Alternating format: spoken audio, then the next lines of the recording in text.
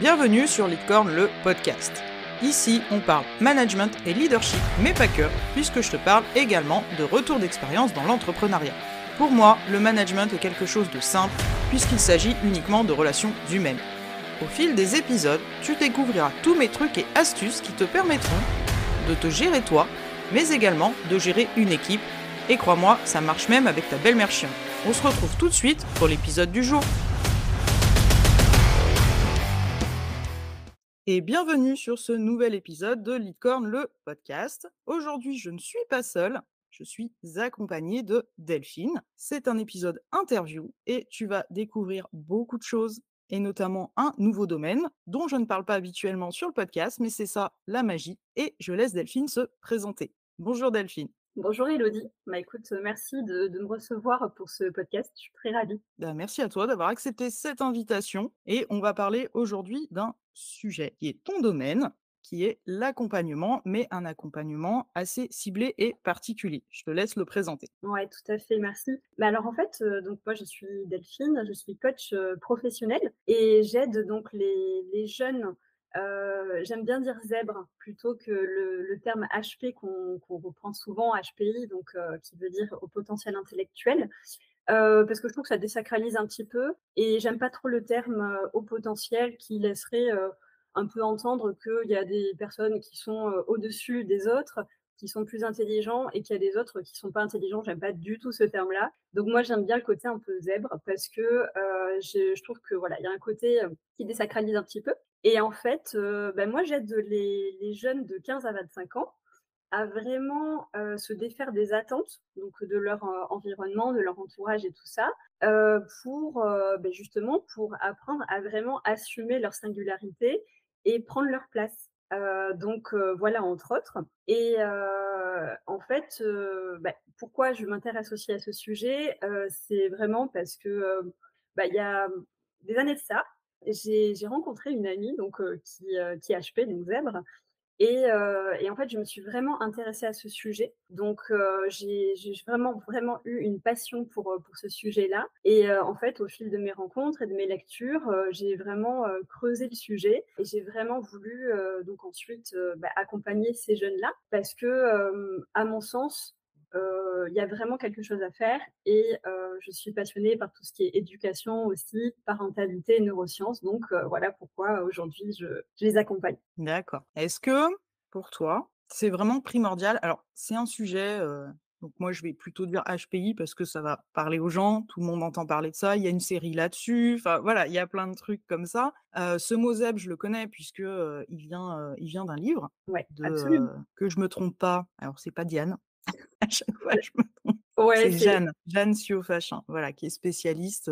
initialement, des enfants au potentiel, donc elle les nomme zèbres et elle a aussi écrit un livre pour les adultes. Selon toi, pourquoi c'est primordial aujourd'hui et sans parler d'effets de mode, parce que comme je te dis, on en entend beaucoup parler, des HP, des zèbres et tout ça. Pourquoi, selon toi, c'est primordial, en fait, d'accompagner particulièrement les jeunes, puisqu'ils sont en plein développement? Donc ça, je pense que c'est la première partie. Qu'est-ce que ça leur apporte, en fait, pour leur futur? ouais, ouais, c'est très intéressant. En fait, c'est-à-dire qu'il y a beaucoup de fantasmes et de clichés autour du Mmh. HP. On le voit aujourd'hui avec, les séries telles que HPI qui est Oui. vraiment, une représentation hyper, généraliste et un peu biaisée en fait de ce qu'est le HP exactement et c'est vrai que souvent on s'imagine que le HP, c'est un génie brillant ou alors au contraire un jeune qui est en total échec scolaire et je pense à mon sens que c'est complètement biaisé et qu'il y a vraiment des nuances parce que pour moi, même si parfois on peut retrouver des caractéristiques communes, déjà, le HP, en fait, il est vraiment représenté par ses capacités cognitives. Ça, c'est Mmh. vraiment ce qui fait qu'il est HP et ensuite, il y a sa personnalité, mais la personnalité, en fait, elle est vraiment différente d'un jeune à un autre, enfin d'une personne à une autre, en tout cas HP et ça, c'est vraiment propre à chacun. Parmi les HP, il y en a certains, voilà, qui vont, avoir une scolarité tout à fait, classique, satisfaisante et épanouissante et cetera et parmi les HP, tu en as d'autres aussi qui vont vraiment avoir des difficultés parce qu'ils vont vraiment percevoir un décalage entre eux et entre les autres. Oui, Par exemple, et ça, en fait, c'est vraiment lié aussi à l'environnement dans lequel ils sont, que ce soit, familial, scolaire, si, on leur met la pression ou pas. Et en fait, aujourd'hui, moi, j'ai vraiment envie d'aider, en tout cas, ces jeunes-là qui se sentent en décalage parce que, à mon sens, je trouve que c'est important aujourd'hui qu'ils, développent vraiment des compétences sociales pour leur futur, pour être mieux intégrés, en fait, au niveau professionnel ou scolaire et qui puissent en fait, interagir, en étant plus à l'aise et surtout sans avoir à choisir entre leur singularité et le besoin de lien aux autres aussi. oui, Donc voilà, d'avoir une meilleure intégration et aussi parce que en tant qu'HP, en tout cas de ce que j'ai pu remarquer, parfois, c'est qu'en fait, tu en as qui, en fait, vont avoir vraiment une grande, grande curiosité et cette curiosité débordante peut amener des fois à avoir des difficultés à faire un choix professionnel oui. parce que tu es intéressé par tout et que en fait, tu ne sais pas du tout, par quoi commencer, que faire et en fait, je trouve que c'est important là aussi de désacraliser ce moment de choix et se dire que c'est OK, en fait, on a le droit d'aimer plein de choses différentes et vraiment le fait de se reconnecter en fait à ses passions, ses besoins et ça va vraiment passer aussi par une, meilleure connaissance de soi, de ses besoins, parce que justement quand on connaît mieux ses besoins, on aura plus de facilité à prendre sa place, pour la suite. Oui, l'objectif, c'est vraiment qu'ils puissent, à l'adolescence, parce que c'est souvent là, alors ça, c'est un truc qu'on entend toujours, hein, les ados, c'est l'âge con et je mets des guillemets, vous les voyez pas, mais il y a des guillemets, où on est en pleine construction. Enfin, on passe tous, par là, hein, nous, on y est passé depuis un petit moment, mais on passe tous par là. C'est la pleine construction et effectivement, de se sentir en décalage avec les autres, c'est toujours très compliqué. L'impression de et ça, tu me le confirmeras peut-être après, mais l'impression de ouais, de pas être accepté parce qu'on peut être différent. Tu le disais, hein, cette curiosité débordante, pardon, et qui démarre, assez tôt, se passionner pour plein de sujets, avoir des questionnements que les autres n'ont pas, parfois. Et Absolument. qui peut faire peur et donc pour toi, ouais, c'est primordial donc de les accompagner, on va dire dès le plus jeune âge entre guillemets aussi, c'est-à-dire en plein moment de la construction, de la vie sociale. En fait, c'est ça l'adolescence, c'est la construction de la vie sociale. Ouais, tout à fait et je pense que c'est ça, en fait, le fait de vraiment les accompagner dès leur adolescence, ça va vraiment leur donner des clés pour la suite et là, tu vois, on parlait donc voilà de fait de s'adapter, au niveau social et cetera, mais c'est vrai que des fois, tu peux aussi avoir d'autres choses. Par exemple, le fait de s'ennuyer à l'école aussi parce Mmh, que, tu apprends tout beaucoup plus vite. Donc, tu peux vite être démotivé, tu peux t'ennuyer à l'école parce que, tu n'es pas assez stimulé, en fait, intellectuellement. Donc là, ça veut dire aussi avoir conscience, en fait, de son fonctionnement, de manière à pouvoir pallier et compenser par d'autres choses et quand, les jeunes ont conscience vraiment de leur fonctionnement et que les parents, ont conscience aussi également de ça, ça permet de mieux les aider aussi, de mieux connaître leurs besoins et à mon sens, c'est super important, pour la suite, pour leur construction. oui, oui, parce que comme tu le disais au tout début, c'est pareil. Après, il y a la question du choix. Alors ça peut être arrivé à 18 ans après le bac, son parcours scolaire, qu'est-ce qu'on fait? Ah, on aime plein de trucs, mais du coup, je vais choisir quoi? Donc ça, c'est très compliqué et souvent je vais pas dire qu'on se laisse influencer, ou en tout cas que l'enfant se laisse influencer, mais tu as toujours cette pression en fait de, tu vois, par exemple, un cas concret, dans ma famille, moi j'avais une grand-mère qui voulait absolument que je sois ou avocat ou médecin. Pourquoi? Je n'ai jamais su pourquoi elle voulait ça et ça m'a drivé toute mon adolescence. Ouais. Je voulais faire médecine, sauf que je sentais bien que, ça allait être compliqué, j'avais pas le courage de faire ça, il y avait tellement de trucs qui m'intéressaient et donc je pense que ces jeunes subissent aussi cette pression où on va leur demander en fait de faire un choix en leur disant: «Tu t'éparpilles». Ouais, tout à fait. C'est exactement ce que tu dis, hein, par rapport à ton exemple. Mmh, C'est ça. Bon, là, de toute façon, ça vaut aussi pour tous les jeunes en général, oui, mais en tant qu'HP, c'est vrai que souvent dans les profils, ce qui revient aussi, c'est le fait d'avoir peur de l'échec, ouais, et de ne pas vouloir se tromper quand on fait un choix. Il y a un grand perfectionnisme derrière et du coup, on va vraiment se mettre la pression. Les parents peuvent mettre aussi la pression parfois, voilà, puisqu'ils s'interrogent sur l'avenir de leurs jeunes, ce qui est tout à fait normal. oui, Mais du coup, étant donné que le HP aussi, parmi les profils en tout cas de ceux qui se sentent en décalage, il y a aussi ce besoin en fait, parfois on veut faire plaisir et on va moduler ses attentes en fonction des autres et ouais, de son entourage et donc ce qui fait que finalement il ne va pas vraiment être connecté à son essence profonde et à qui il est vraiment, et il va vouloir se conformer aux attentes des autres. Donc ça peut être, les profs, les parents, et donc comme tu dis, ils vont peut-être choisir aussi un métier en fonction, des parents pour faire plaisir et pas finalement ce qu'eux ont vraiment envie de faire.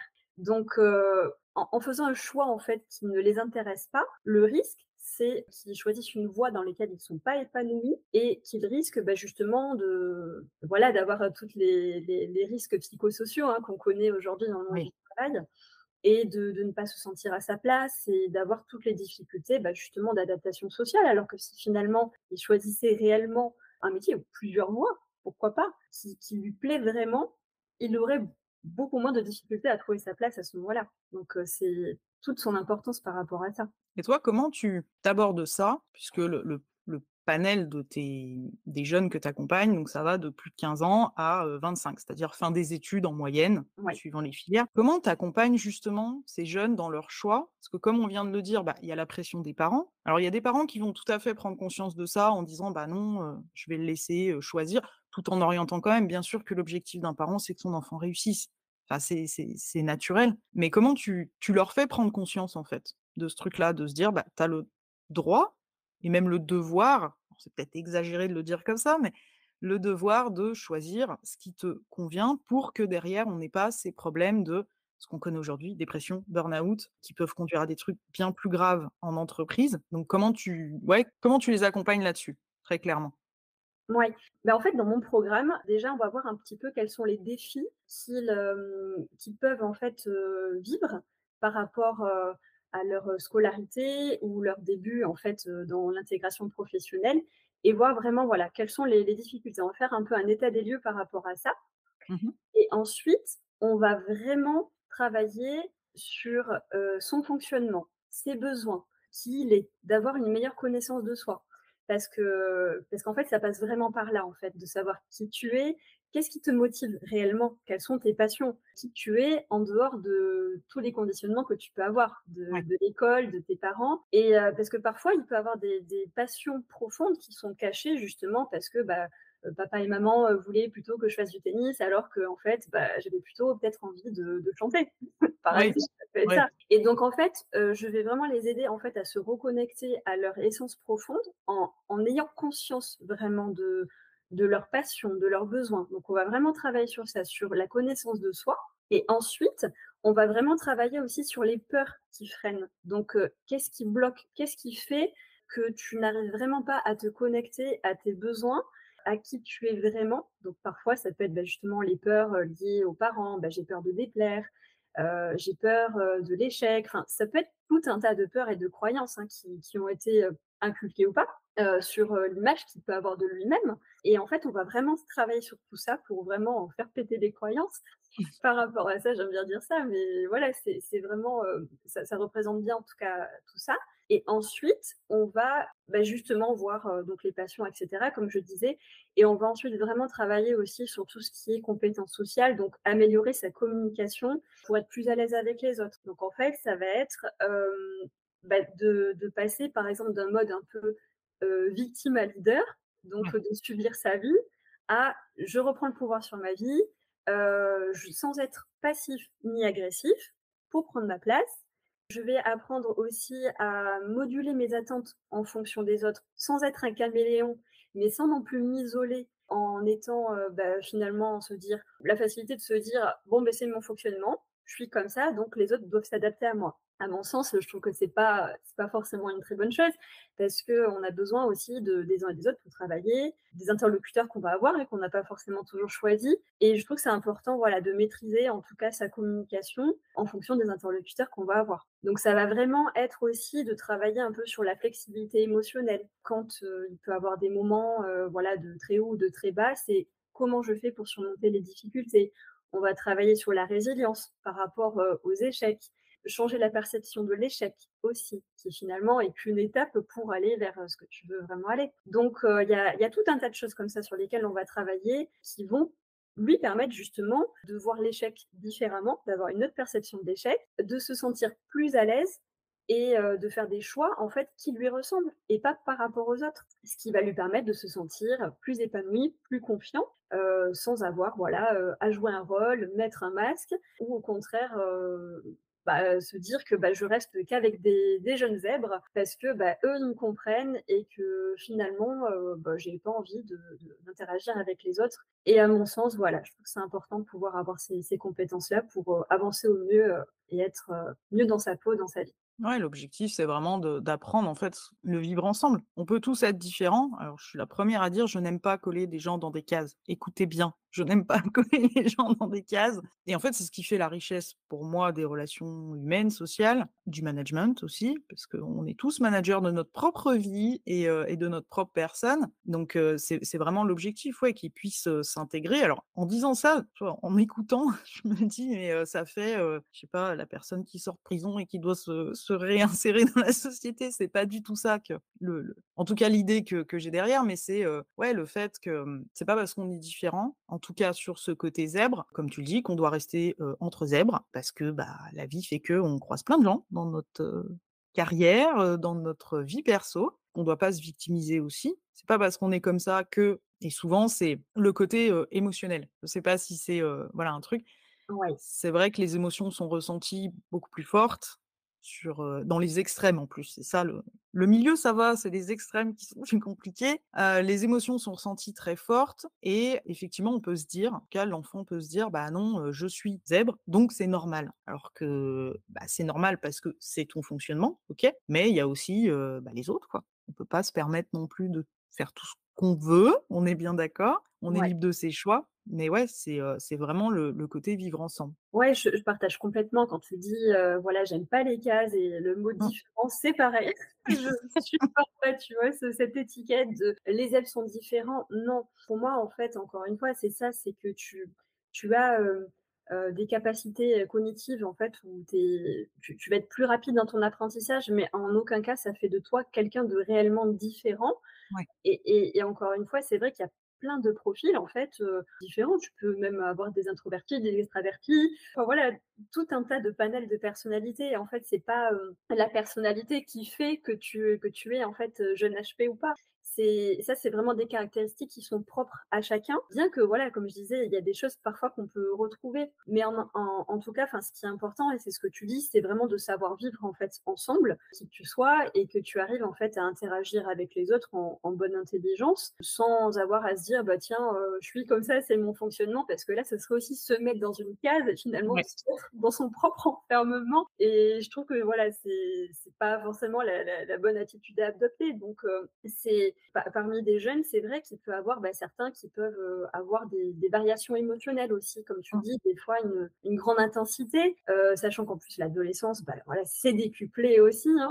C'est un âge un peu charnière où on se cherche, on se pose des questions sur son identité, et cetera. Et donc forcément, là en plus, quand il y a ce sentiment de décalage, en fait, c'est pas que forcément, tous les êtres ne vont pas forcément se sentir différents, mais Oui, c'est peut-être plus le fait que certaines personnes peuvent le percevoir différent et peuvent leur envoyer un message de: «Tu es différent», alors que c'est voilà, enfin, si on va par là, on est tous singuliers par nature, en fait. oui, Tous il notre est unique. particularité. Mmh. Mais en tout cas, c'est vraiment important d'avoir conscience de comment tu fonctionnes pour savoir que, parfois, il y en a certains qui peuvent avoir, c'est ça, des variations émotionnelles assez intenses et dans ce cas-là, ça va être apprendre un peu à lisser ça, tu vois?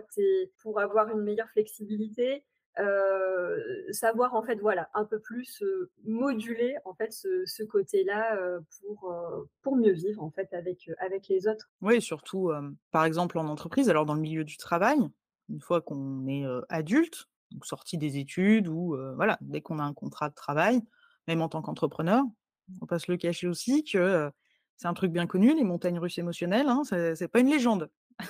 Donc Je partage.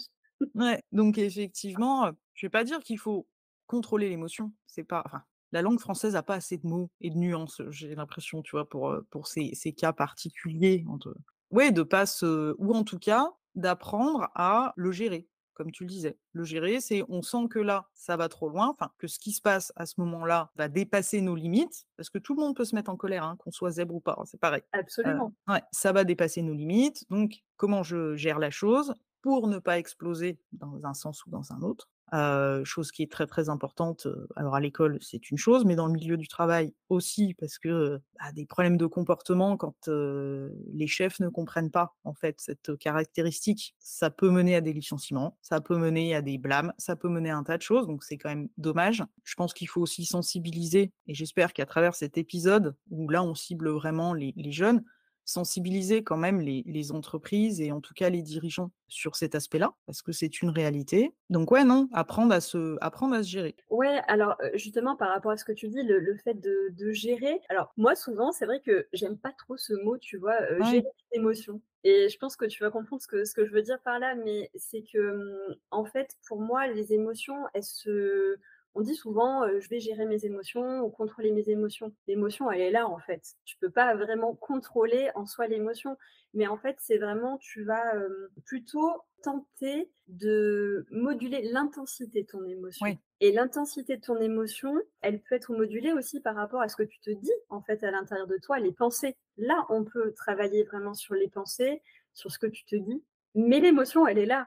L'émotion, elle a un message à te dire et si elle est là, c'est qu'en fait, il y a soit un besoin qui n'est pas satisfait, soit quelque chose, en fait, qui a besoin, en fait, d'être reconnu et en aucun cas, en fait, il faut mettre un mouchoir dessus et la difficulté de certains zèbres, en fait, c'est ça, c'est que, tu l'as bien dit, c'est qu'en fait, il y en a certains qui vont, vraiment, voilà, comme je te disais, des caméléons sociaux qui finalement vont refouler ces émotions, vont refouler une partie, de leur fonctionnement et se couper vraiment de leur singularité et finalement ne pas être, en lien avec leurs émotions et leurs besoins pour se moduler aux attentes des autres. Et puis tu en as certains où ça va être carrément le contraire, par exemple, et qui, vont être peut-être dans un registre où ils vont avoir du mal à gérer leurs émotions, du moins voilà à savoir, les moduler.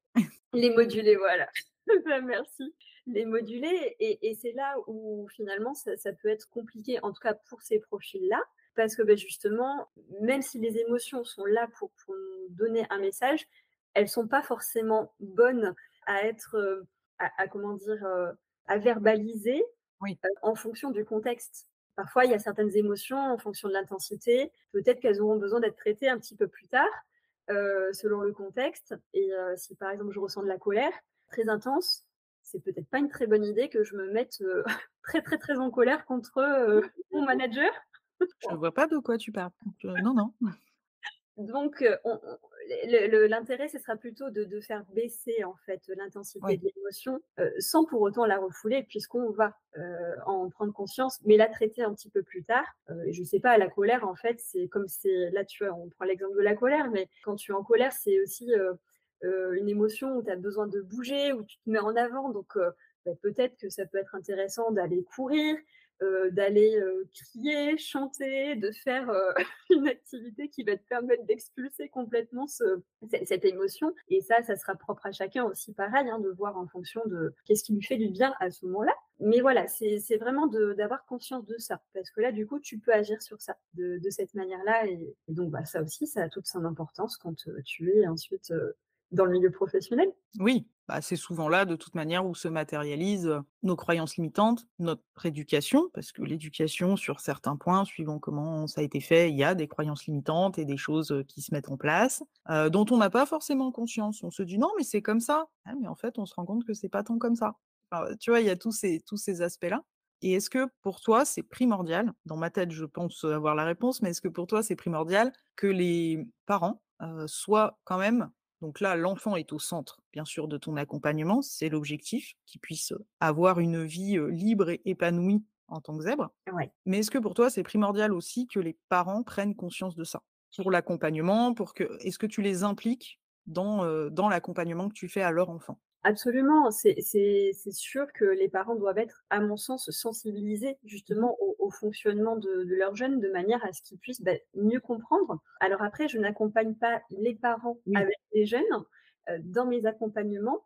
En revanche, j'ai prévu des petites, capsules vidéo justement pour, qu'ils aient quelques outils, de manière à mieux comprendre en fait leurs jeunes. Après le cœur de mon accompagnement, c'est vraiment le jeune, sachant aussi que par rapport aux problématiques qu'il va avoir, peut-être qu'il y a des choses, dont il ne voudra pas parler avec ses parents. Oui, bien sûr.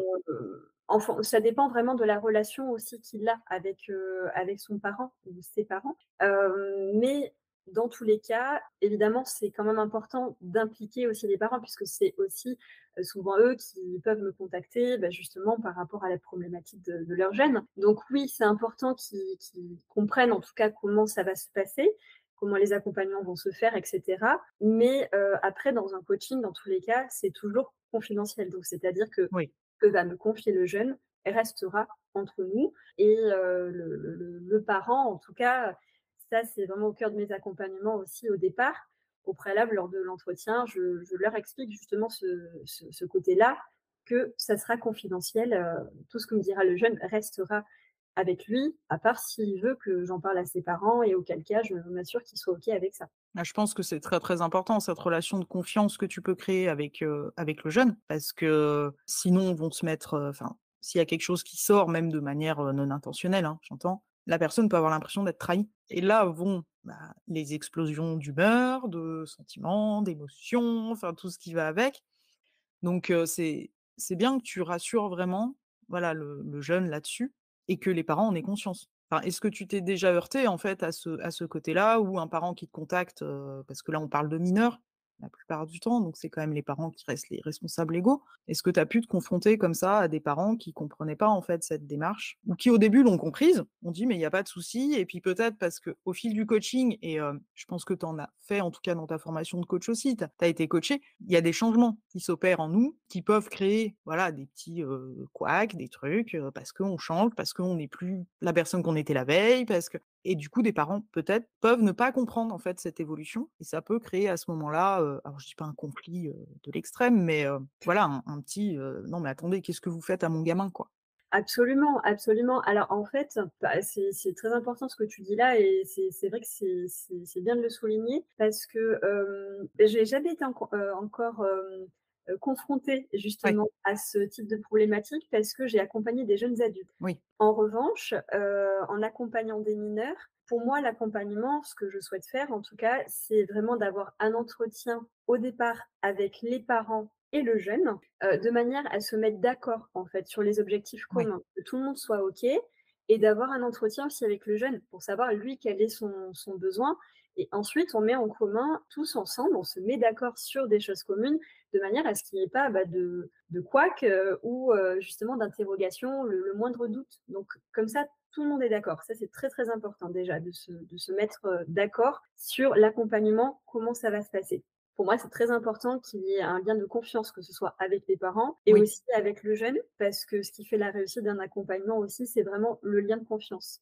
Et pour moi, dans mes accompagnements, l'importance aussi, c'est que vraiment le jeune se sente complètement libre de pouvoir, s'exprimer, voilà, de face à face, en toute confiance et en totale liberté. Ça, c'est quelque chose de très important pour moi qui est vraiment l'authenticité, c'est une de mes valeurs, primordiales dans mes accompagnements. bah, c'est une, très belle valeur, enfin, que je partage amplement. On a besoin d'humains vrais et authentiques sur cette planète, plus que ce qu'on peut croiser aujourd'hui. Absolument. Mmh. Est-ce que tu aurais, alors sans citer de nom et sans donner de détails, hein, j'entends, un cas concret à nous raconter? Quelqu'un qui est arrivé chez toi et bien souvent, parce que je sais que tu accompagnes principalement les jeunes en perte de repères qui se sentent, isolés du monde social et extérieur duquel ils font partie. Un exemple concret, d'une personne qui serait arrivée chez toi, on va dire paumée, pour résumer le truc et qui, au fil de ton accompagnement, enfin, s'est révélée et qu'aujourd'hui, enfin, c'est plus du tout la même personne et qu'en tout cas, elle est totalement épanouie.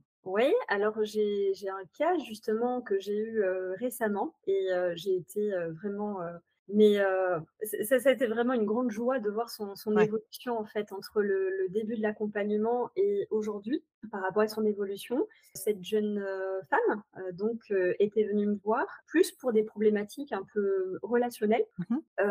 d'adaptation parce qu'elle avait envie de mieux se connaître, justement connaître ses besoins, ses attentes, de manière à pouvoir, mieux s'affirmer et savoir trouver un équilibre justement entre et respecter qui elle était et à la fois, savoir interagir avec les autres sans tomber dans la frustration. Ouais. Voilà, ce genre de choses-là et en fait, on a vraiment travaillé sur, on a beaucoup travaillé sur l'estime de soi sur l'image qu'elle avait d'elle-même et sur, les croyances qu'elle avait pu, avoir aussi par rapport aux difficultés passées, hein, qu'elle avait pu avoir. Et c'est vrai qu'en termes d'estime de soi, j'ai pu, constater vraiment qu'il y avait une réelle différence où il y a plein de freins qui ont été complètement débloqués, où, elle a osé faire, plein d'activités et de choses que d'habitude elle ne serait pas du tout autorisée. Donc ça, c'était, assez incroyable et voilà, de meilleures relations avec les autres. Ça a eu un impact aussi sur sa relation à sa famille, Ouais. sur, sa manière aussi de gérer les difficultés, parce que ça lui a permis d'avoir des outils aussi pour,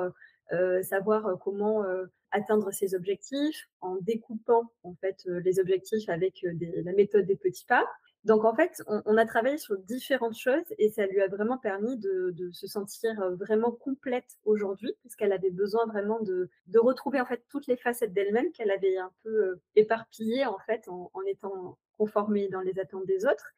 Et aujourd'hui, elle se sent vraiment complète. Elle avance, avec, confiance, et c'est vraiment une grande joie que de voir son évolution. Ouais, c'est ça qui est toujours intéressant dans les accompagnements, c'est de voir, en fait, l'évolution de la personne. Enfin, c'est quelque chose, je vais pas dire que c'est magique, mais presque, en fait, presque, de se dire, bah, grâce à quelques petits tips, en fait, des fois, il suffit de pas grand-chose, mais c'est des clés qu'on n'a pas eues dans notre parcours précédent. Il suffit de pas grand-chose pour, décupler un truc, là, tu nous expliques cette jeune femme, qui osait pas faire certaines choses avant, certaines activités, je pense par peur de du regard de l'autre, par peur du rejet, par plein de choses qui aujourd'hui, va les faire, alors ça a peut-être pas été facile les premières fois, on est d'accord, mais au final ça fonctionne, quoi.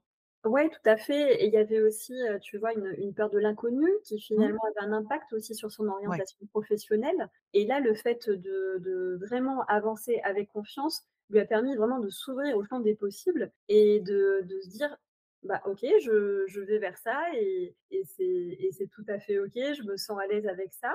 Alors que, auparavant, elle aurait été vraiment prise par le stress et elle se serait empêchée justement de faire des choix par peur peut-être de déplaire aussi Oui.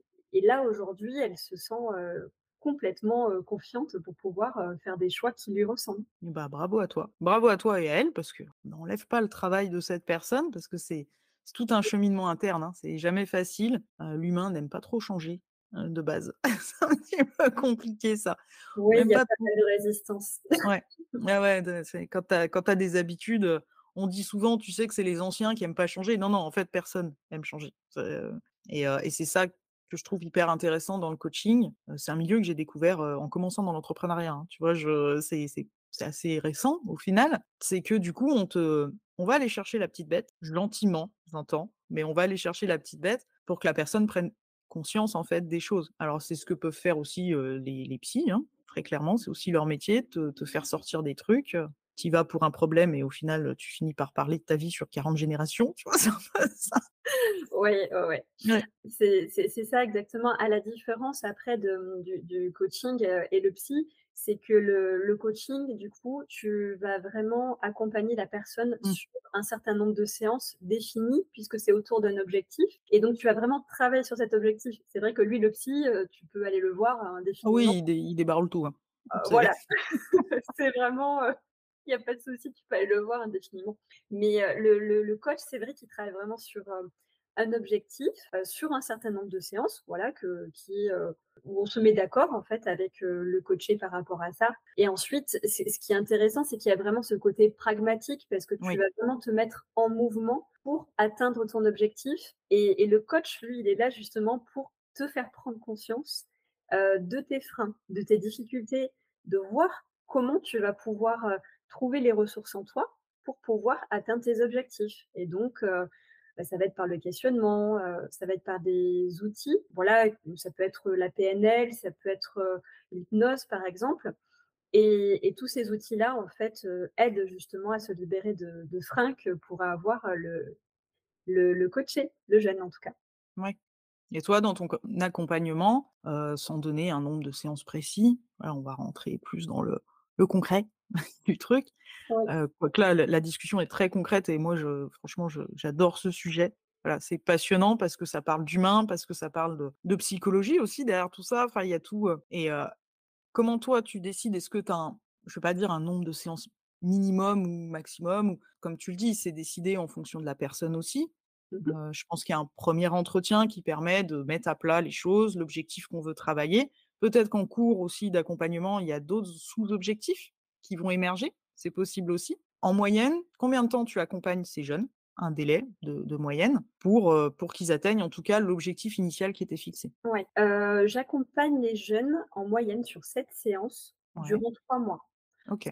De 3 à 4 mois parce qu'en général, on se retrouve, chaque semaine ou toutes les 2 semaines. Ça dépend aussi de l'emploi du temps de chacun, hein, Oui. voilà, on est aussi adaptable, hein. Donc en fait, on fait surtout par rapport à ça et sachant que dans mon programme des 7 séances, on va voir tout un tas de problématiques, sachant que le jeune, peut, ne pas être concerné par toutes ces problématiques-là. Donc effectivement, après, ça va être aussi en fonction de son besoin, où je vais m'ajuster aussi de façon personnalisée par rapport à ce qu'il souhaite. Et donc, effectivement, ça peut être aussi, pourquoi pas, sur 5 séances, 3 séances, 6 séances. Après, c'est vrai que en moyenne, c'est plutôt de 6 à 7 séances. Si on veut vraiment travailler sur la connaissance de soi, sur la communication, être plus à l'aise, surmonter les difficultés. J'ai vraiment regroupé tout le travail, en fait, sur ces 7 séances de manière à avoir un programme assez complet. OK et donc tu nous parlais, de PNL, d'hypnose. Quel est le panel? Parce que je sais qu'il y a des gens, alors c'est pas du tout mon cas, mais il y a des gens qui sont réticents à l'hypnose. Moi, j'ai entendu ça, hein, de la part de personnes qui m'entourent. «Non, mais on va me mettre des trucs dans le cerveau». Non, moi en tout cas, je le vois pas comme ça.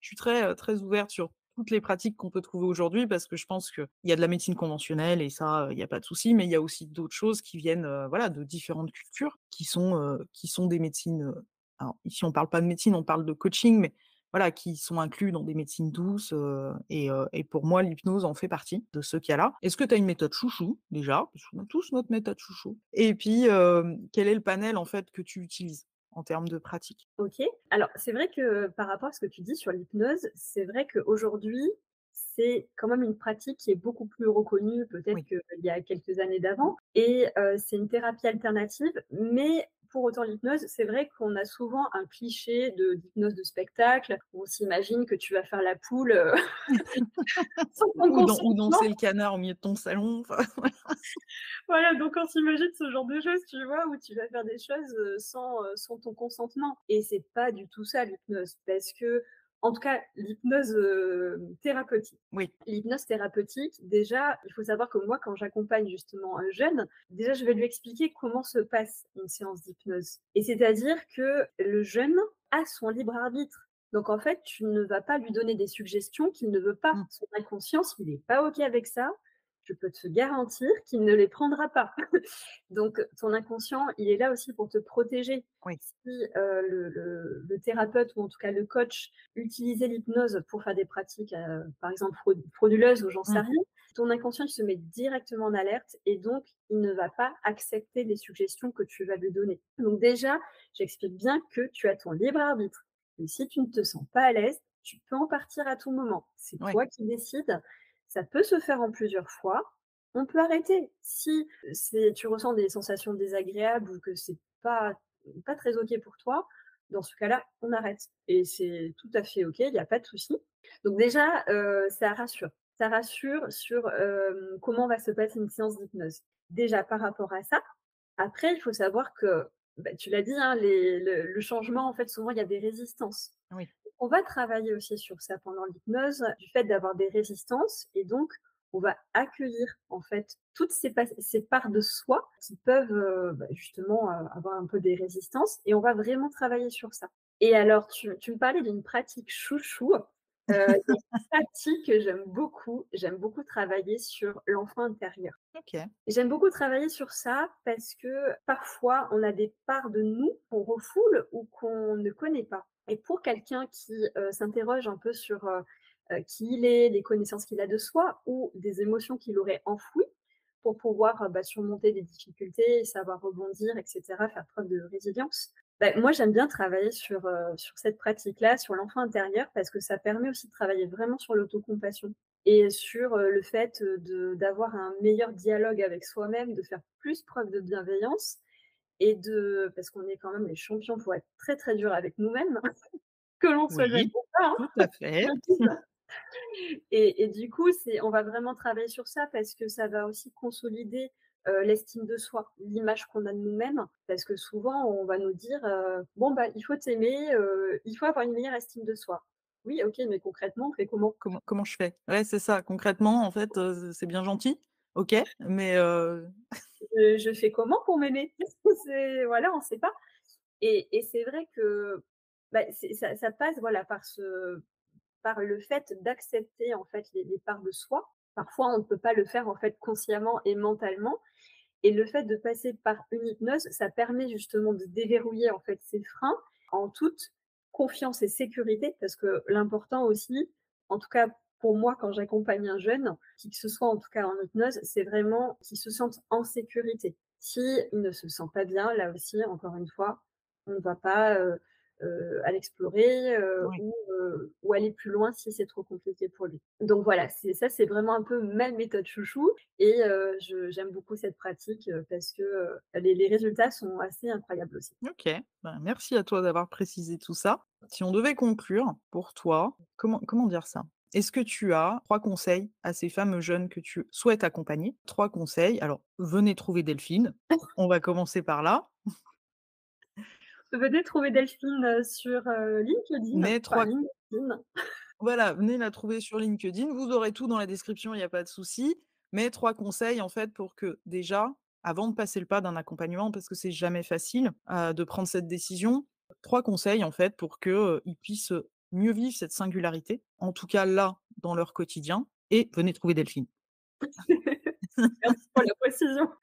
Voilà. Alors pour moi, ce serait vraiment d'apprendre à mieux connaître son fonctionnement, en tout cas d'en prendre conscience. Mmh. Il y a une super BD que vraiment j'encourage pour les parents et les jeunes à lire, c'est vraiment, la BD Dans la tête des HPI. OK, je connais pas, tu vois? Ouais, beh, vraiment je t'encourage à y jeter un œil. Elle est vraiment très, très bien faite.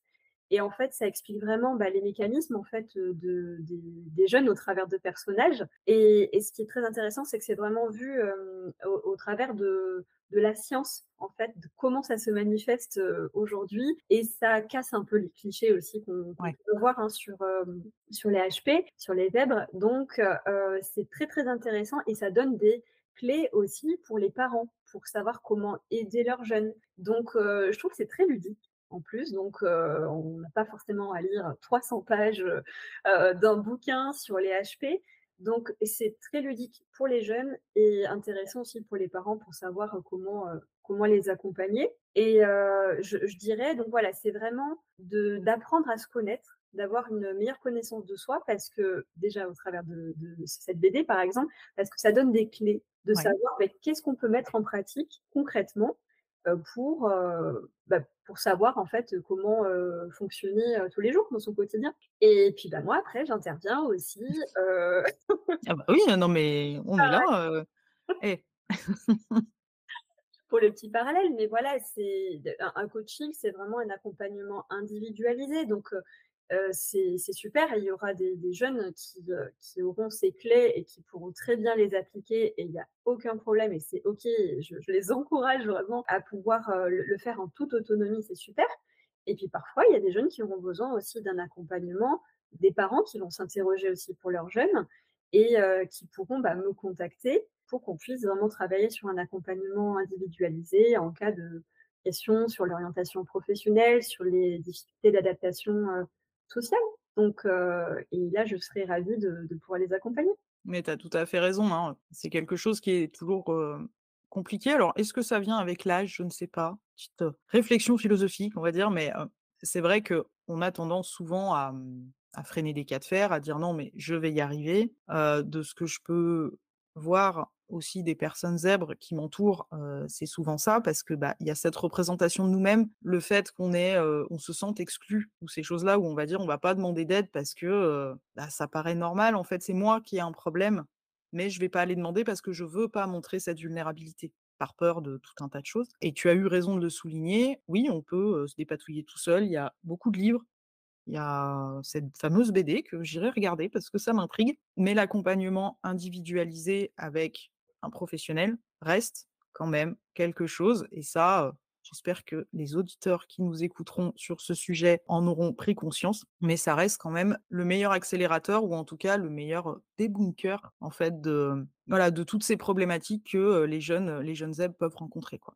Absolument, j'aime beaucoup ce que tu dis, le mot accélérateur. Mmh. C'est exactement ça. C'est le coaching, en fait, permet vraiment ce côté-là de d'accélérer, en fait, les apprentissages, les acquisitions, en fait, de compétences et sachant que parfois, bah, tu as des choix qui sont peut-être, qui vont demander une certaine rapidité de décision pour ton avenir professionnel ou autre et c'est vrai que dans ce cas-là, ça peut être très intéressant, justement, de se faire accompagner pour développer ces qualités-là, ces compétences. Si par exemple tu recherches un stage aussi pour Mmh. pouvoir, mieux te positionner, auprès de tes collègues, de tes interlocuteurs et cetera. Donc c'est vrai que ça a toute son importance par rapport à ça. Donc ouais, je partage complètement. Eh ben, écoute, j'espère vraiment, voilà, là je m'adresse à nos auditeurs qui nous entendront dans leurs oreilles. N'hésitez pas à aller trouver Delphine, n'hésitez pas à demander de l'aide. Oui, c'est pas facile, mais n'hésitez pas et si on souhaite te retrouver, on te trouve. Sur LinkedIn, sur ma page Delphine Espagnier Mmh. et sur, Instagram, sur, donc ma page Dolphine 33000. OK et ben de toute manière, je mettrai tout dans la description, ça sera bien plus simple, comme ça tout le monde aura les infos. Je te remercie Delphine, vraiment d'être intervenue aujourd'hui parce que c'est un sujet, comme on le disait au tout début, on entend beaucoup de choses. Il faut aussi dédramatiser. J'ai l'impression que, bientôt tout le monde est HPI, honnêtement, tu vois? Quand tu regardes un peu, C'est la nouvelle norme. voilà, non, tout le monde ne l'est pas, mais c'est une façon de fonctionner qui est différente sans être différente. C'est juste, voilà, comme tu l'expliquais très bien, au niveau cognitif, ça va plus vite, il y a des choses, qui sont, différentes et cette différence est une force pour moi. Je pense que Absolument. mmh, C'est quand tu as ton mode d'emploi, en fait, et que tu as le mode d'emploi de ton fonctionnement, ça sera beaucoup plus facile après pour en faire une force, pour la suite et j'en suis convaincue. Donc j'ai adoré aussi partager ce sujet, passionnant avec toi et j'en étais vraiment ravie. et bah, merci à toi et puis on a découvert plein de pépites, cette fameuse BD, Que heu, j'encourage les ouais, parents que qui tu viennent à lire. encourages et qui, je pense que je la mettrai aussi, je vais la chercher. Je la mettrai dans la description. Avec Mais ouais, un sujet vraiment passionnant, sur lequel, je pense qu'on peut, en parler pendant très, très longtemps, vraiment, parce que, ça touche énormément de personnes sans le savoir. Il y a des gens qui sont, alors j'aime pas ce mot diagnostic, mais qui sont diagnostiqués très tard et qui toute leur vie se sont sentis perdus donc bah, tant qu'à faire, autant, venir te trouver et mettre les choses, on va dire, dans le bon ordre, façon de parler, tout de suite. Ça évitera tout un tas de désagréments par la suite et donc n'hésitez pas à aller retrouver Delphine sur Instagram ou sur LinkedIn. De toute manière, vous aurez tous les liens. Je vous remercie d'avoir écouté jusqu'au bout cet épisode et je vais vous souhaiter une belle journée ou une belle soirée en fonction de l'heure à laquelle vous allez l'écouter et encore merci Delphine. merci à toi, Elodie.